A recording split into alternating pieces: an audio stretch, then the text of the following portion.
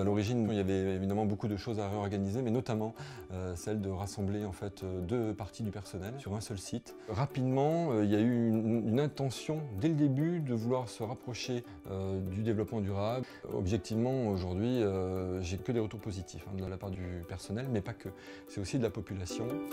À travers cette démarche d'ailleurs de BDM, ça a été de pousser le curseur sur l'utilisation, sur le côté agréable, en fait, le côté vivant. On a toujours une gestion intéressante et intelligente de l'apport solaire, toujours agréable. Donc les gens s'y sentent bien, mais la population, elle, systématiquement le dit. La commune a été très moteur pour se tourner vers la réalisation d'un projet exemplaire à travers donc la labellisation BDM.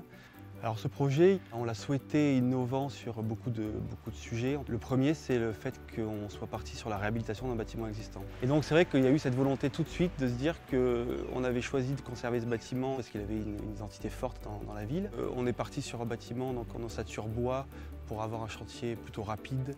À travers ça, bien sûr, le choix d'écomatériaux, des matériaux biosourcés.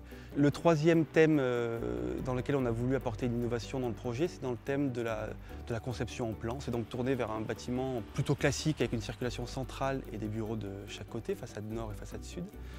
Et tout le travail, ça a été ensuite d'amener dans cette circulation centrale la lumière naturelle par le système de parois en polycarbonate dans les bureaux et de conserver quand même une ventilation traversante du bâtiment pour le rafraîchissement nocturne notamment, avec le système de ce qu'on a appelé des ventillons qui sont positionnés à côté des portes et qui permettent le soir venu, malgré la fermeture des bureaux, de laisser un courant d'air traversant sur les façades opposées du bâtiment.